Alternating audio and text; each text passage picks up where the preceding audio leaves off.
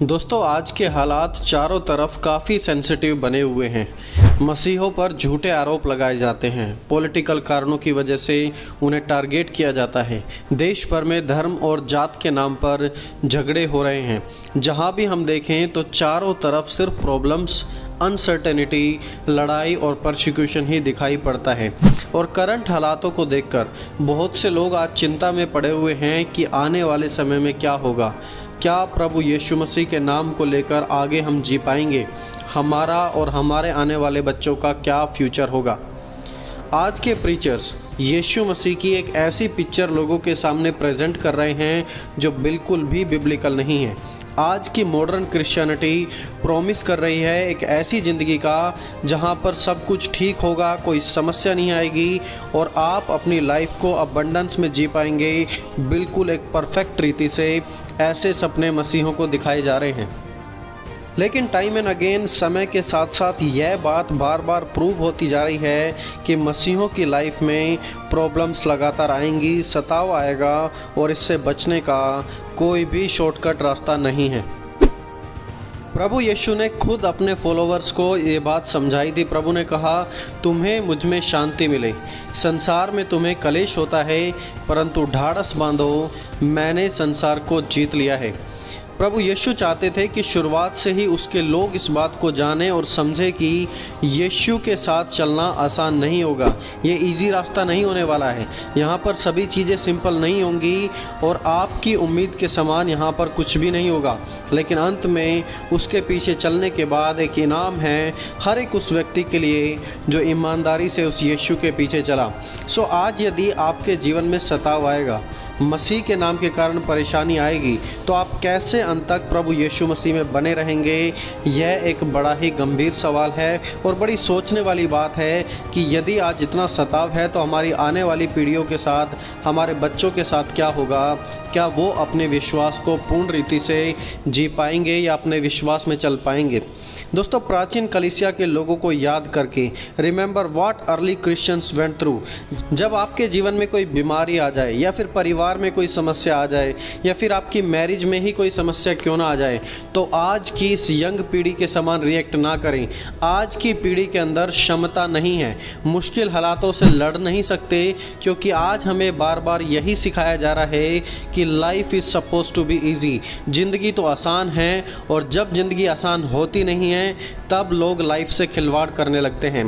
प्राचीन कलीसिया के लोग इस सच्चाई को जानते थे कि लाइफ इज़ हार्ड, ज़िंदगी आसान नहीं है। लेकिन आज यदि हम ये सब कुछ सह लेते हैं तो पुनरुत्थान के समय प्रभु हमारे सारे दुखों को मिटा देंगे और तब उस समय वहाँ पर कोई रोना नहीं होगा। देखिए, प्रेरित पौलुस के साथ क्या हुआ था दोस्तों। वो अपने मसीह में विश्वास के लिए कई बार टॉर्चर किए गए थे। उन्हें धमकी दी गई थी यीशु का प्रचार करने के लिए उन्हें बंदी बनाया गया था। उन्हें सांप ने काट लिया था, उन्हें कोड़े भी मारे गए थे, फिर भी वो नहीं रुके। वो इतनी प्रॉब्लम्स आने के बाद भी मसीह में बने रहे और जेल में भी बैठकर पत्रियां लिखते हैं और कहते हैं कि प्रभु में सदा आनंदित रहो। आप जस्ट इस बात की कल्पना कीजिए कि वो जेल में बैठकर रोए नहीं, बल्कि जेल में भी प्रभु की आराधना की। जब उन्हें समय मिला तो कलीसिया की तरक्की के लिए उन्होंने पत्रियां लिखी और वो लिखते हैं कि यदि हम केवल इसी जीवन में मसीह पे आशा रखते हैं तो हम सब मनुष्यों से अधिक अभागे हैं।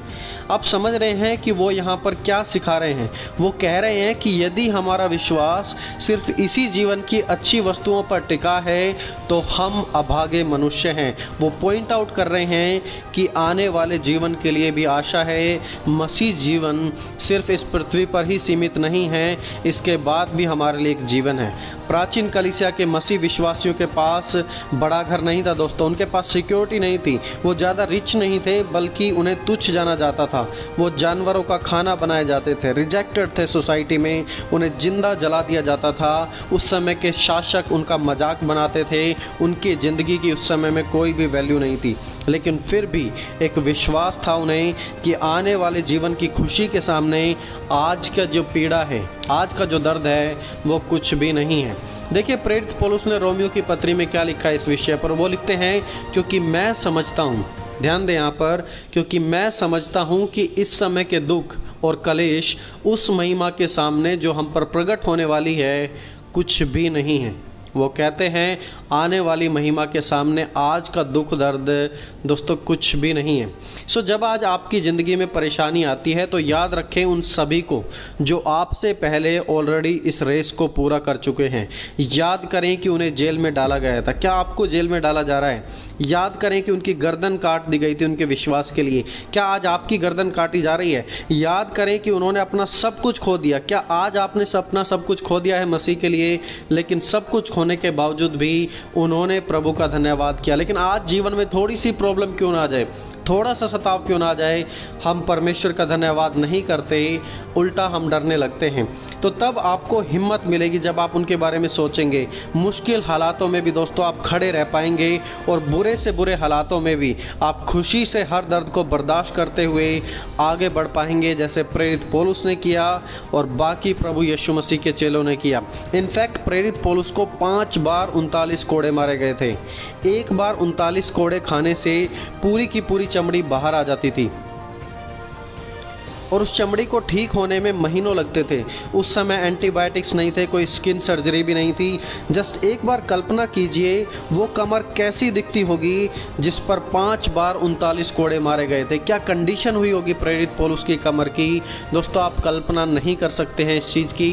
वो बड़ा दर्द उन्होंने सहा, बहुत ही दुख उठाकर वो फिर भी परमेश्वर के कार्य को करते रहे और अपने विश्वास में हमेशा मजबूत रहे। आपको क्या लगता है कि वो मूर्ख लोग थे, उन्हें नहीं पता था कि आने वाले समय में क्या होगा? दोस्तों वो जानते थे कि उनका अंत दर्दनाक होगा, फिर भी वो विश्वास में बने रहे। प्रेरित पौलुस लिखते हैं, मैं अच्छी कुश्ती लड़ चुका हूँ, मैंने अपनी दौड़ पूरी कर ली है, मैंने विश्वास की रखवाली की है।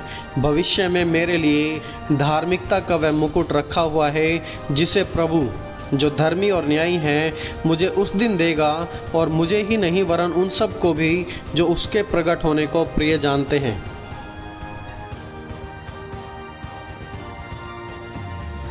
दोस्तों बिल्कुल ऐसे ही नो मैटर आज हमारे रास्ते में क्या परेशानी आएगी, कौन सा सताव आएगा, कैसे कैसे मुश्किल हालातों का सामना करने पड़ेगा, उसके बाद भी हम परमेश्वर के राज्य में प्रवेश कर पाएंगे।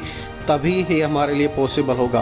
पहले के मसीहों के जीवन से सीखिए, उनके जीवन को पढ़िए, देखिए, जांचिए और आज इस टेम्परेरी जीवन के लिए नहीं दोस्तों, बल्कि उस अनंत मुकुट के लिए जिएं जो प्रभु की ओर से मिलता है हर एक उस व्यक्ति को जो विश्वास योग्यता से सदा सर्वदा प्रभु में बना रहेगा। और मैं दावे के साथ आज इस बात को कहता हूँ कि आज तक कोई ऐसा व्यक्ति नहीं हुआ जिसने अपनी ज़िंदगी प्रभु के लिए जी हो और फिर जीने के बाद उसने रिग्रेट किया हुआ।